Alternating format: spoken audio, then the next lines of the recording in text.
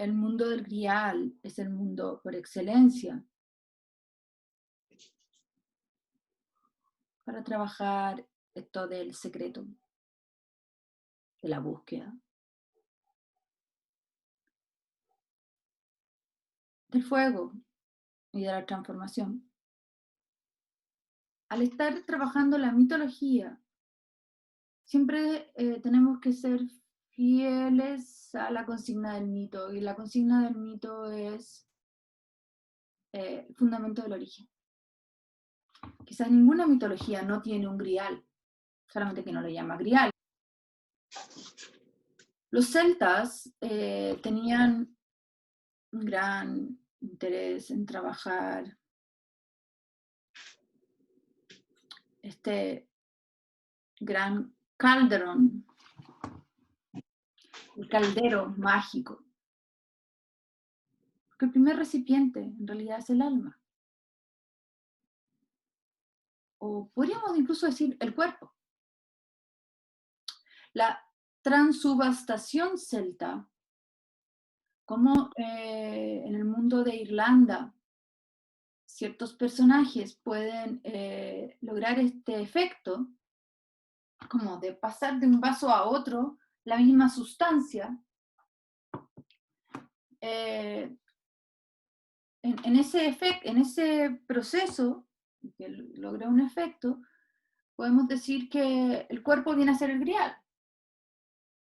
Cuando se narra la historia de Irlanda, se narra contando de que hubo un señor, Tuan MacCarrill, que conoció todas las edades. Y en un momento fue ciervo, después jabalí, después salmón. Y esta transubstanciación en el fondo es como ir traspasando la sustancia de cuerpo en cuerpo, en donde el cuerpo viene a ser el recipiente. El grial como cuenco de transformación. Y este cuenco está dotado de artes misteriosas, mágicas, de la búsqueda, del sacrificio. Se dice que los celtas de Irlanda creen en un dios, Dagda o Dagde, que es el gran dios correspondiente a los poetas de Danann. Fueron quienes estuvieron en Irlanda por mucho tiempo y tenían estas poderosas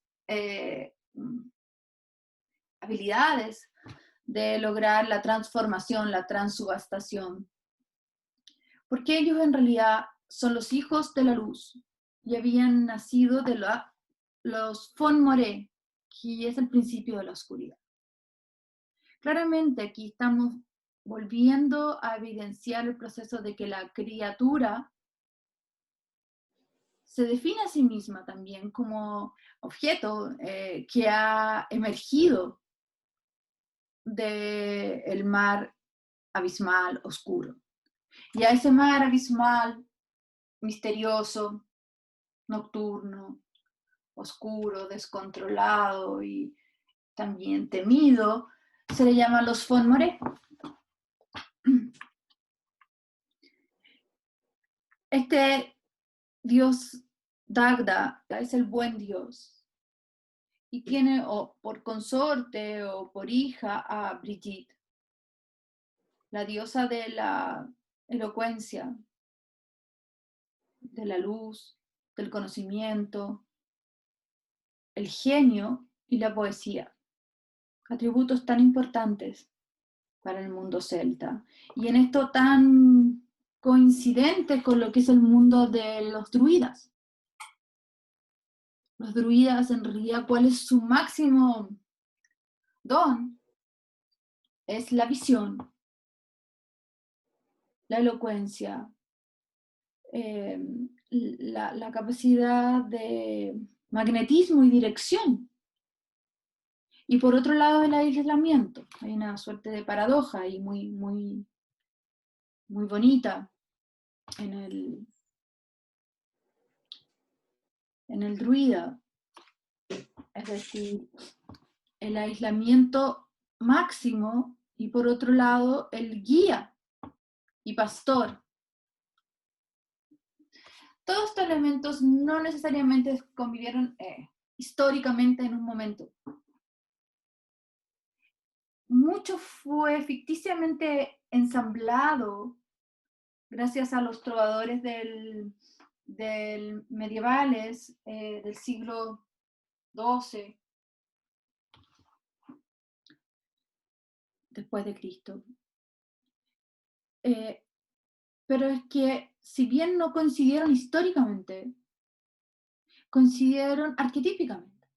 Es un principio, por decirlo, de búsqueda y de máxima como conexión con la naturaleza, los elementos ancestrales, la búsqueda de la transformación a través de la magia y el misterio. Y hay distintos calderos. Está el caldero de Dagda, que tenía la propiedad de otorgar comida a todos, nunca se acababa, nunca faltaba nada. Hay algo ahí que se necesita y sin eso no se vive. Un poco desde ahí viene esa raíz del grial. Por supuesto, estamos avanzando hacia un nutriente espiritual, pero sin lo que hay allá adentro no se vive. Entonces estaba el caldero de Danan, que es el que nunca se acababa en cuanto a alimento y todos los nutrientes. Y está el caldero de Seriwen, que es el que provocaba siempre la sanación. Pócimas. Cualquier pócima también se hacía en este mismo caldero. Y también está el caldero de la sabiduría y beber sabiduría como parte de los calderos celta. Bebes la poesía, bebes toda toda la enjundia oral que se ha recopilado, como que pasáramos la olla y la llenáramos de historias locales, folclore, visiones de mundo, pero por sobre todo espíritu. Entonces, estos tres brebajes, la nutrición, la farmacéutica y todas las pócimas de sanación, y la poesía, el lenguaje oral, eran alimentos de vida. Está muy relacionado con el asombro y la magia, dado que tiene esto de interminable. Si lo que tiene este caldero mágico no se acaba nunca, cae en la línea de lo absoluto. Es una forma de beberse lo absoluto, o de entrar en contacto con lo absoluto, porque no tiene principio ni fin. Para los celtas existían 4 grandes arminículos sagrados. La piedra, la piedra Liafail, que es la piedra de la verdad. El caldero de la abundancia, con todas estas condiciones que hemos estado revisando.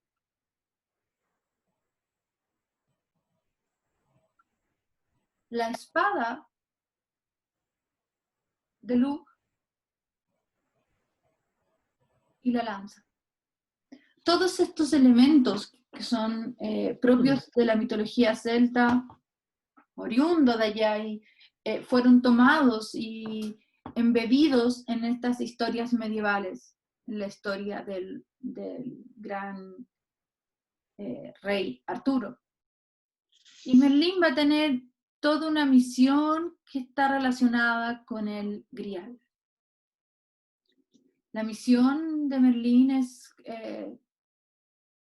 es acompañar a un futuro rey que van a ser, va a acompañar a este Arturo en esta misión de guiarlo hacia una visión trascendente espiritual tan necesaria en ese momento en esas tierras. Arturo tiene la como visión de formar una corte con una misión trascendente. Una misión trascendente que hasta aquí no había existido de esta forma. Basada en la búsqueda de el grial que está perdido y que se sabe que llegó, que contiene la esencia y la vida anímica. Y en eso radica como toda su preciosa misión caballeresca. Volver a traer y poner sobre la mesa el cuenco de la vida, del alma y de la transformación. Es sumamente simbólico y representativo que aquí los caballeros se despiden y cada uno va por su camino.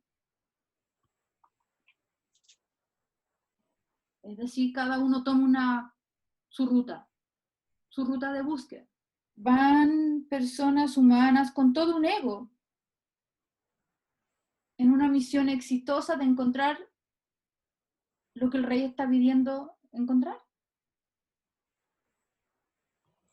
Y la leyenda nos va mostrando que todo aquel que utiliza artimañas lógicas, racionales, todo lo que viene del logos, y que es una muy buena forma de encontrar algunas cosas, para esto es una pésima estrategia porque nadie da con el grial. Y en la medida que se van como aceptando las caídas, los dolores, el sufrimiento, olvidándonos de una empresa muy mental y recibiendo como carpe diem del día y lo que va pasando, ciertos forasteros, ciertos muertos en el camino, situaciones de estrés de alguna dama, y te entregas a eso que te ofrece la vida, que un poco viene a ser un bache para tu gran meta que pensabas realizar. Cuando sueltas todo, por ahí aparece la apertura del camino hacia este mundo mágico en donde está el grial. Es todo un simbolismo maravilloso que el grial esté escondido sin estar escondido. Esto no funciona al tipo como de máxima de que sea cualquiera que tenga que ver con un contexto de resolución de problemas, sino que de adentramiento en el misterio. Y como posiblemente los caballeros no estaban formados de esta manera, era muy difícil que dejaran caer todas sus resistencias del ego para poder llegar y recibir una invitación a adentrarse en el misterio. Un joven, Parsifal, que ha vivido en el bosque con su madre, solos, haciendo cosas de hijo con su madre, ayudando en labores, rutinas caseras, hogareñas, pero bueno, toda la intimidad de la vida salvaje del bosque. Él no sabe que él es hijo de un gran caballero y que su padre murió siendo caballero y herido en los muslos con una herida lacerante que lo mató. Y sus dos hermanos murieron también. Entonces la madre lo crió distinto y no le enseñó nada del logos. No sabía nada y ve de repente en el bosque que vivía junto a su madre pasar unos caballos rápidos con unos caballeros arriba y él creía que eran ángeles. Creyó que eran ángeles y tan inocente le fue a preguntar si eran ángeles. Con lo cual se rieron ellos y siguieron el camino. Les fue a contar a su mamá que vio unos ángeles pasar. Y ahí la mamá se dio cuenta que ya era tiempo de contarle un poco su identidad, o sea, un poco su origen, de dónde venía y qué pasaba. Y le cuenta esto de su padre, de que todos habían sido caballeros, que perdieron el reino y perdieron todo, y sobre todo ella perdió, bueno, su consorte y el sustento y todo lo que se pueda perder del mundo exterior. Entonces se refugió en el mundo del ánima y ahí fue criado Parsifal. Pero este niño fue criado aparte. Y esta suerte la viven casi todos los héroes que conocemos a través de la historia mitológica. Y la historia quizás humana.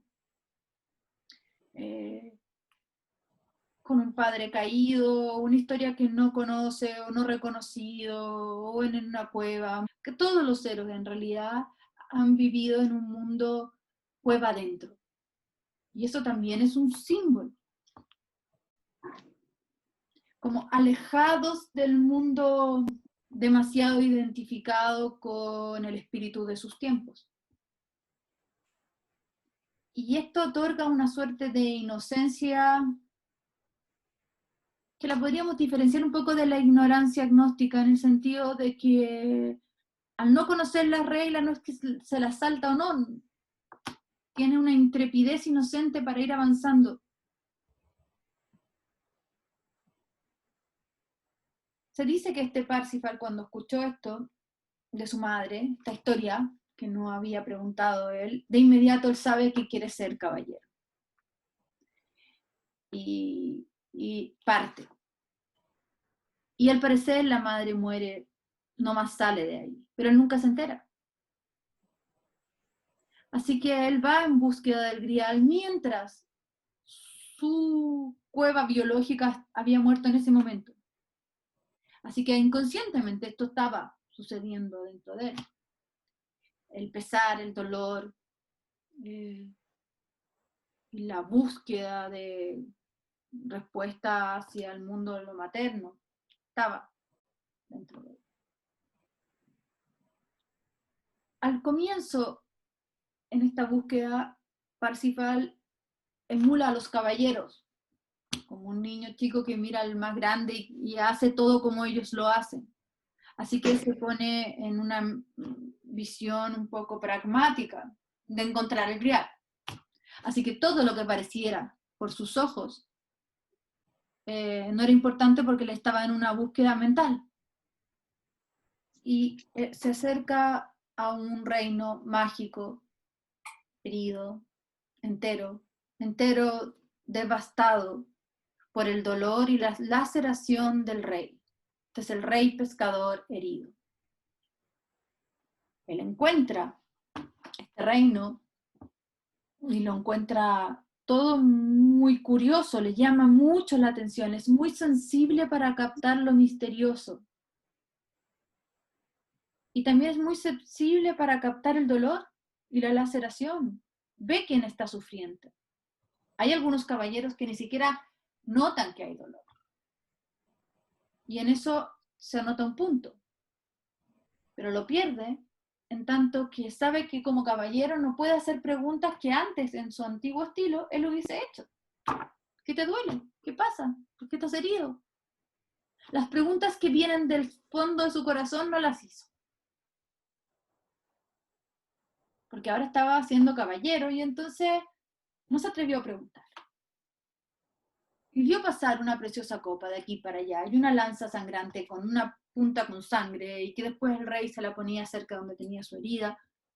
Y todo esto le llamaba la atención. Él vio, pero no se atreve a alzar la pregunta. Saber alzar la pregunta correcta es la mejor de todas las sanaciones.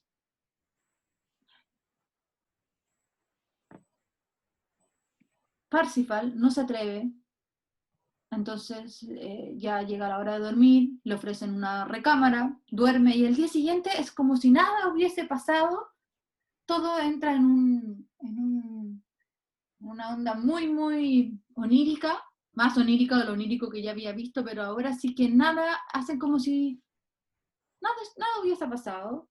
Afuera está su caballo, sillado, él recibe una espada, el regalo del rey herido, y se va, y se encuentra con una dama a la salida del castillo, y le pregunta que de dónde viene, y le dice de un castillo muy curioso que pasan cosas muy extrañas y curiosas, y me llamaron mucho la atención. Ah, ¿estuviste en el castillo del rey pescador herido? Y entonces viste el grial. Sí, había una copa. Ese es el grial. Y eh, preguntaste al rey a quién le sirve el grial. ¿Le preguntaste algo al rey? No. Tenía ganas de preguntar, pero no me atreví y no pregunté nada. Observé todas estas cosas y me di cuenta de que el rey estaba lacerante y sufriente, pero no pregunté nada, porque no creyó que era apropiado. Entonces ella le dice, lástima, ¿cómo te llamas? Parsifal. Ahora te vamos a llamar infeliz Parsifal, por no haber preguntado. Si hubieses preguntado, el rey se hubiese sanado y a ti te hubiese hecho mucho bien. Y además, tú no eres hijo de la señora tanto si, bueno, tu madre murió, tú no sabías, no. Ella es el ánima que viene a decirle así, sin ninguna rodeo, todas las verdades desde el alma. Y entonces se entera que su madre ha muerto y que murió justo cuando él iba saliendo. Y él ahí empieza a amarrar que en realidad esta vez él salió a buscar a su madre y después se encontró con todo esto. Por eso apareció este reino. Así que quiere enmendar su error y busca la entrada, pero no la encuentra. Porque la busca según las pistas del logo, la razón, la estrategia. Y no aparece. Hasta que por fin olvidan de nuevo este cometido. Y en forma natural, ya editando mucho, cuando es el tiempo, entra otra vez en el reino, inesperadamente. Y ahora sabe que tiene que alzar la pregunta. La pregunta había brotado dentro de él. Él tenía la pregunta dentro, pero no se atrevió. Alzar la pregunta, ¿dónde te duele? ¿Qué te duele? En ese momento, el rey se recupera y muere. Muere recuperado. Él necesitaba una parte de Sparsifal. Él necesitaba unir sus dos contrarios. Él mismo era el que estaba viviendo demasiado escindido entre el sentido y el contrasentido. Alzar esta pregunta es alzar la pregunta del alma o dar un espacio que el alma hable por él. Como en un símbolo puede ser que todos sean parte de un uno. Son todos elementos de una misma psique. Entonces ahora Parsifal pasa a ser el rey del Grial. Y ahora el rey herido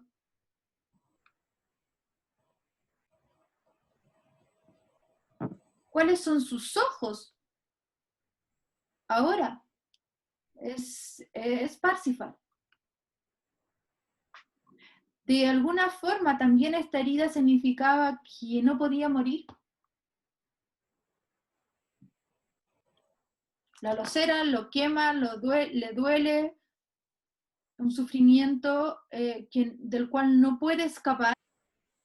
Y esto es parte de la humanidad, porque todos tenemos esa herida que lacera y no mata. Siempre al rey pescador se le ve cerca del río, cercano. Y el agua, que es su sanación, también es su muerte, o sea, su herida, su laceración. Y ahora, este caballero, rey, pescador y herido, ha encontrado su voz. Le ha preguntado a quién sirve el grial, ¿dónde te duele? ¿Qué te lacera? Una pregunta de compasión. Aquí el rey está herido y está todo lacerado. No se atrevió a sobreponer el alma por sobre la costumbre, el deber ser, el espíritu de sus tiempos, la máscara y el rol, la persona.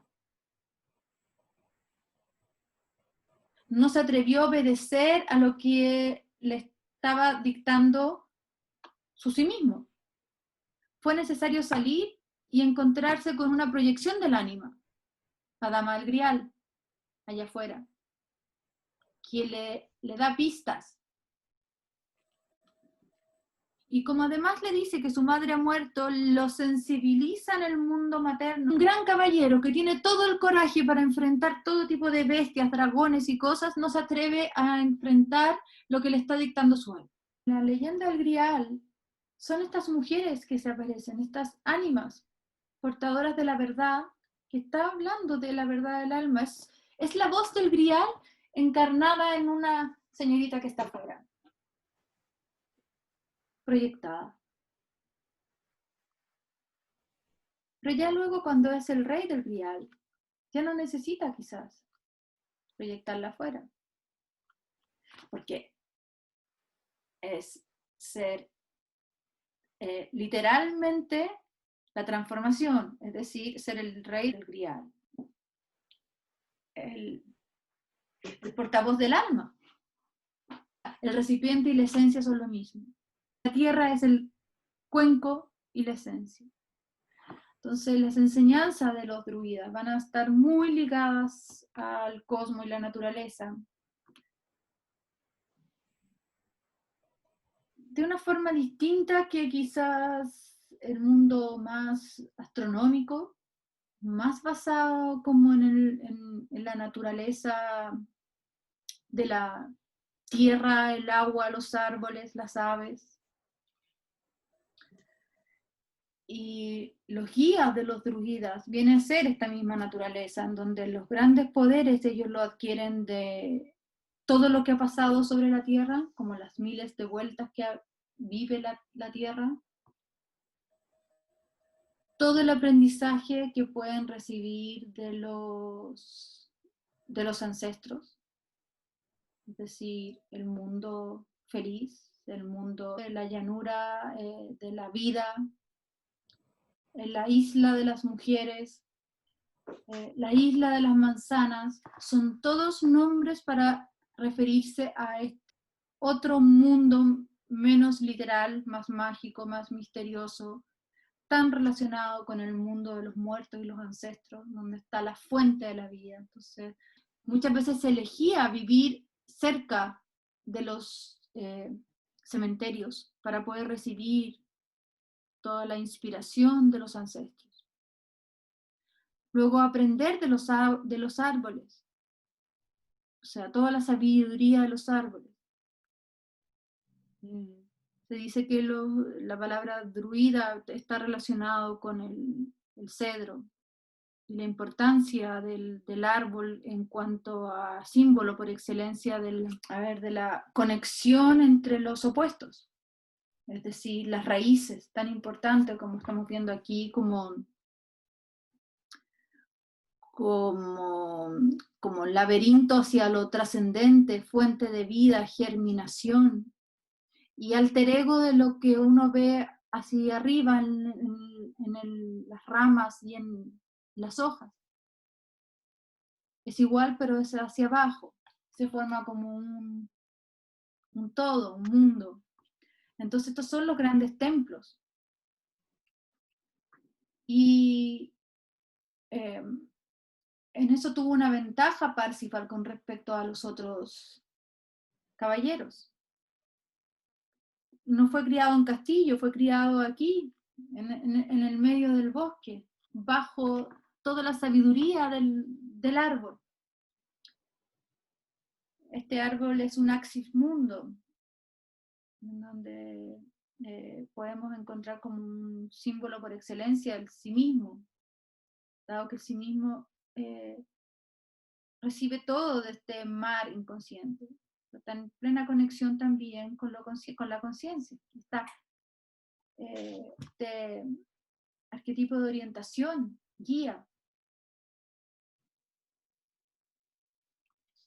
El otro como modelo y ejemplo y guía para un druida es el mundo de los animales.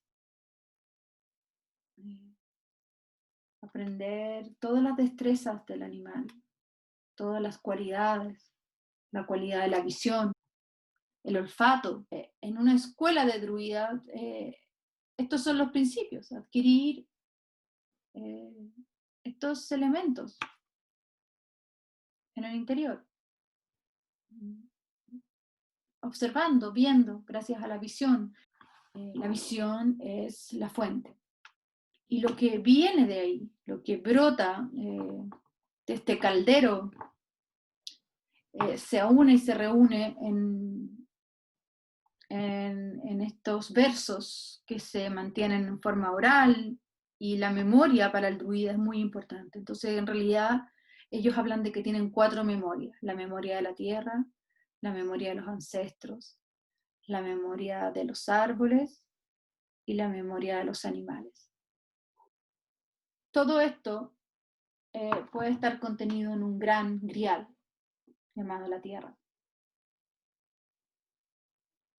que es la fuente de toda esta vida, en donde vida y muerte transcurren en forma perpetua, pero nunca termina en el fondo. Con la muerte no termina la vida. Incluso con la muerte los Tuatha de Danann no terminan los Tuatha de Danann. Siguen gobernando ahí, en el inframundo, tierra adentro, camino descendente. La diosa Brigitte es la diosa que ha celebrado matrimonio con el dios Fomoré. La diosa Brigitte, si es que es la hija del dios Dagda, ella se ha casado con un Fomoré. Un Fomoré es un monstruo abismal. Es decir, estos personajes que encarnan en su nacimiento la unión de opuestos tan grandes, que parecieran que son tan extraordinarios, no distan tanto de nosotros. Otra cosa es que no reconozcamos nuestro origen abismal, pero 180 grados de la esfera son abismales, o sea, en la composición del círculo. ¿Para qué decir en la composición del mundo inconsciente con respecto a la conciencia?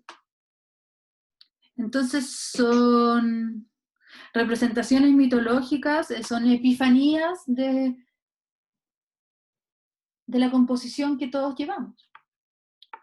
Además, Brigitte se representa con estas 3 caras.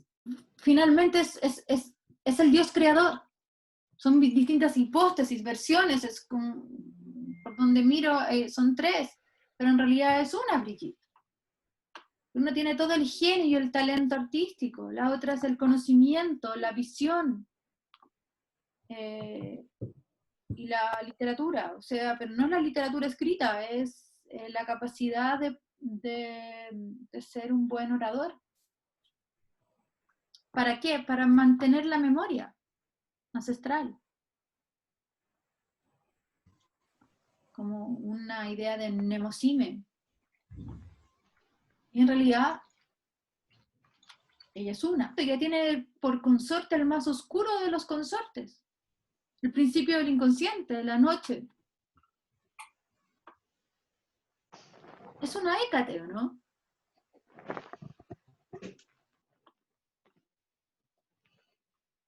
Todo esto nos va desvelando las máscaras de Dios.